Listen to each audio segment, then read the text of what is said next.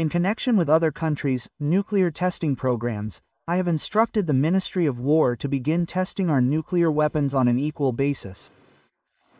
This process will begin immediately.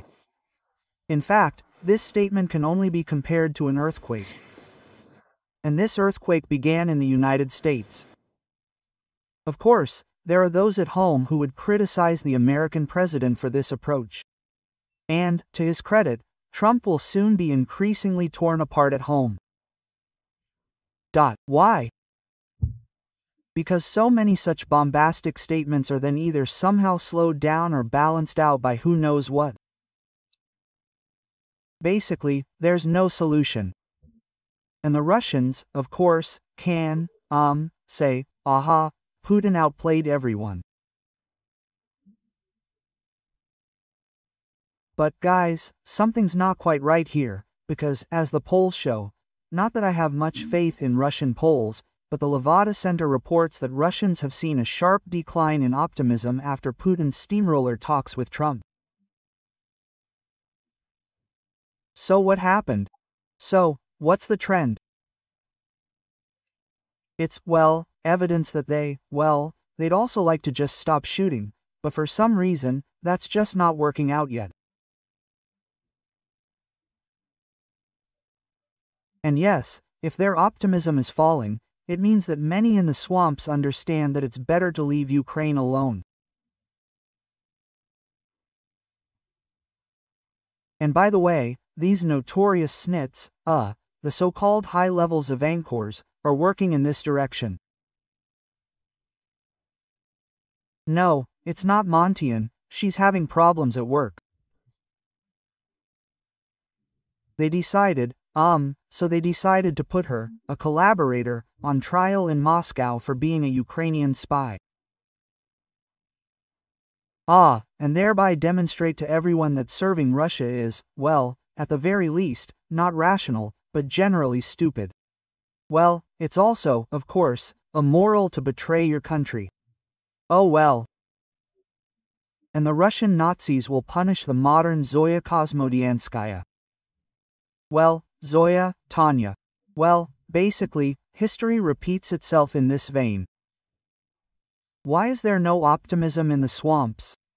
Although, it would seem, yes, such a complex geopolitical aspect, but it's all very simple. They deplete, and the genocide of Russian thermal power plants begins. This is important, and not only thermal power plants. The problems that remain and still need to be addressed are, in my opinion, the main problem of training. Training people before sending them to the front. Unfortunately, to a great extent, in violation of all the orders of the Minister of Defense, in violation of the existing requirements, people are very often sent poorly trained and without having completed the entire training period, in my opinion. You understand what needs to be done for this. For this, it is necessary that a soldier not be sent to a unit conducting combat operations until his training is complete. Don't you think they use such an interesting way to talk about bloody assaults, about Russian brotherhood, mutual understanding, and the fact that love and brotherhood reign in the Russian ranks? Yes, the entire Telegram channel is, admittedly, filled with footage of Russian soldiers torturing and abusing Russian soldiers. It would be nice if they did this at home. Basically, as they say, advice is love. But these little words, they're deliberately chosen to discourage commanders from taking whatever's at hand to accomplish a combat mission. Yes, I wanted to say that one of the main objectives is to categorically ban reinforcements directly to the front. That's a crime, because we've already calculated that every soldier who dies costs the state at least 15 million rubles. Then there's the enormous amount of money that will be needed to support his family, his children, and the cost of killing a soldier during a week of service on the battlefield. That's a crime for which commanders should be held accountable. And by the way, the president just said this the other day. I don't know what their president said. He waved Hazel, Hawthorne, a little bit of Shearwater, and Poseidon. And then he asked the Russian soldiers, "Do you even understand what you're fighting for?" There was no answer, of course, but there couldn't be one. It wasn't some secret Ukrainian intelligence agency that came up with the idea that a Russian soldier lives how long? A week. Well, I think it was mentioned on the Nachtigall program. So, a Russian soldier lives a week. Spend a Russian soldier in a week. Yes. Putin has an interesting currency. Russian soldiers, so how they describe the situation on the battlefield, that's, in fact, something we should document. But there are so many statements now about how they're all rushing forward, and Skabiva is facing another breakthrough. And, by the way, she expected all this a year ago too. It's even funny when the same question is asked a year apart and the same answer. Well, this video can be found on the Telegram channel. Well, today, if we take me into account, you say, how am I doing? My work today, again, we're heading to the summit. It's really hard to breathe, there's not enough air, but we're moving, you see, not milling about, but step by step. People probably don't quite understand that, really, this stage of the war we're at is like the last 500 to 600 meters to the summit, which you're walking. You might walk for a day on oxygen, taking one step a minute, but you're still moving. So, yeah, that's never happened before. There's 500 meters left to Kyiv. Well, if we draw parallels with mountaineering, then, firstly,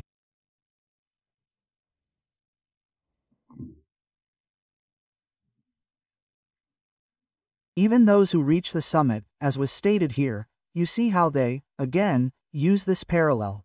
They view Ukrainian cities as peaks, as summits. So, Pokrovsk is not the highest peak in Ukraine.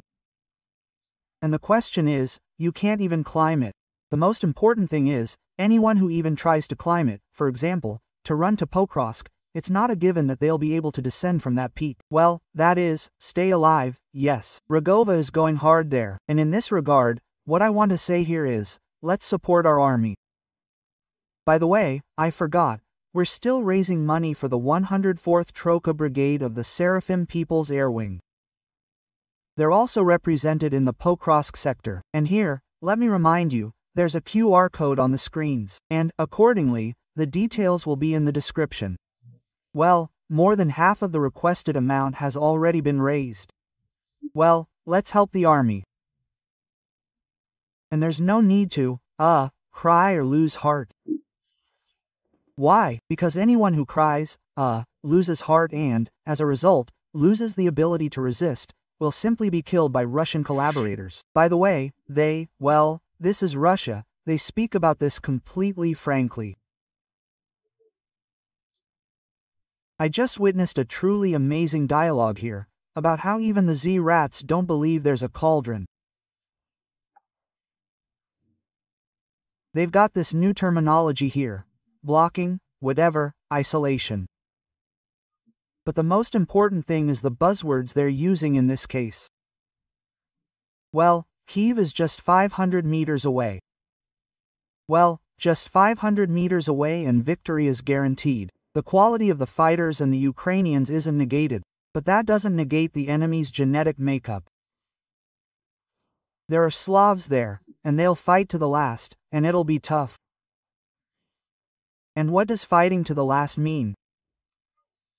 These ponies want to kill us, all of us. So, how does their propaganda work? If something doesn't work, they call us Slavs. And yes, we are Slavs.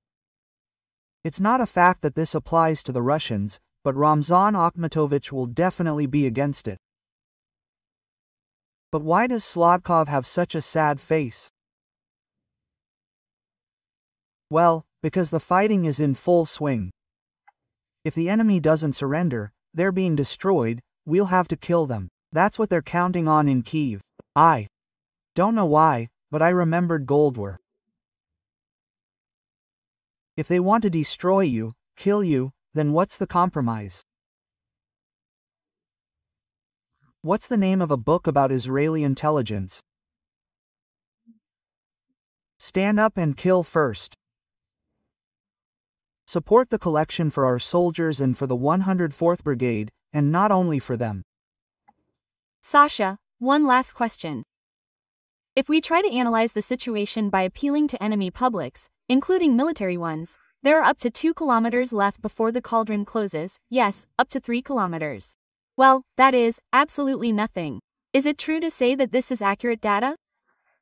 And if it's 2 to 3 kilometers, that is, a centralized exit is almost certainly impossible. I don't trust anyone, honestly.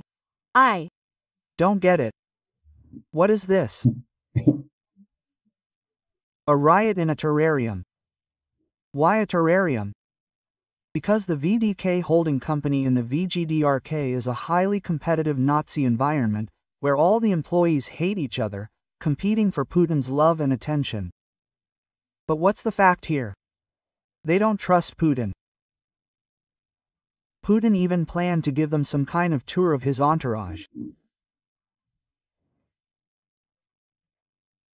No one, admittedly, is going to play that game, but the fact remains that even on central television, there's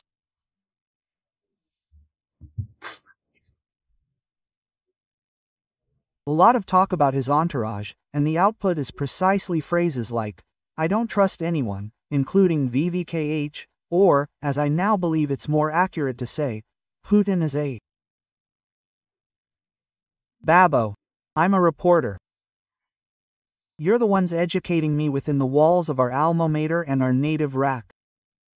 Until I see what's there, don't talk about it, and you can make things up as much as you want, but the fact is, no one is leaving en masse. They continue to fight. They talk in their radio broadcasts, and that's direct confirmation that they lack this. They can't send the wounded away, they can't accept new forces. What is this? Isn't it encirclement? We'll wait.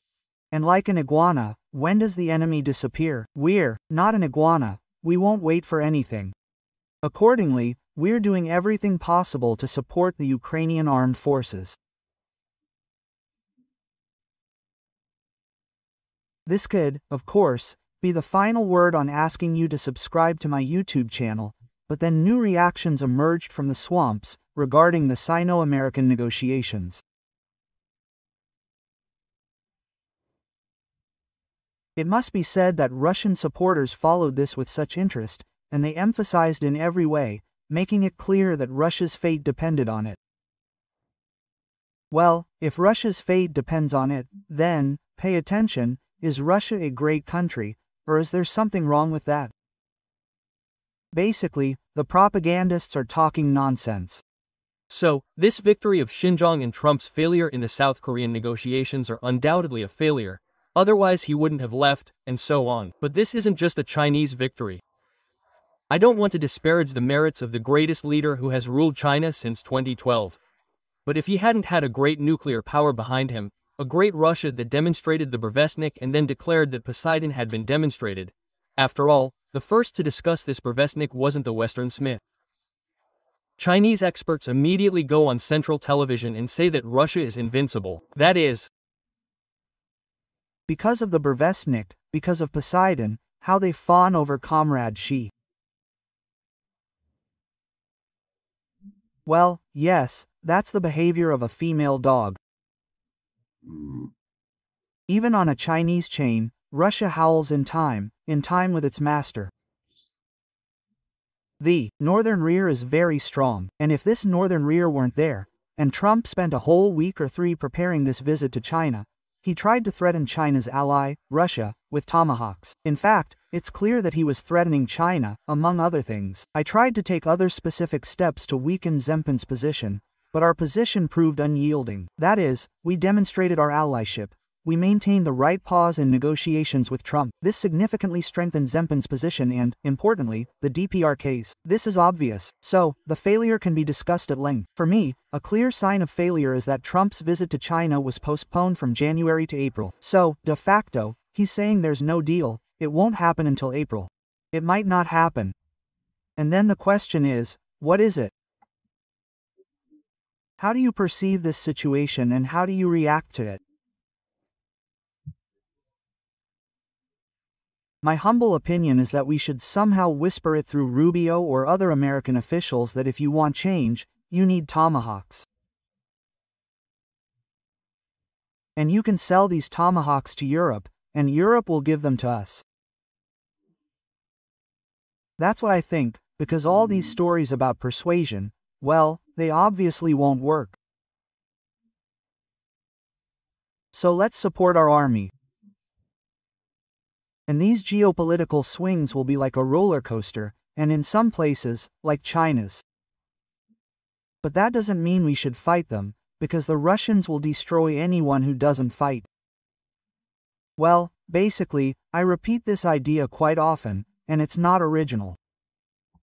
Subscribe to the channel, support the channel. Why? Because here we call a spade a spade. Ukraine was, is, and will be. Until the meeting of Ukrainian tomahawks with Russian decision-making centers.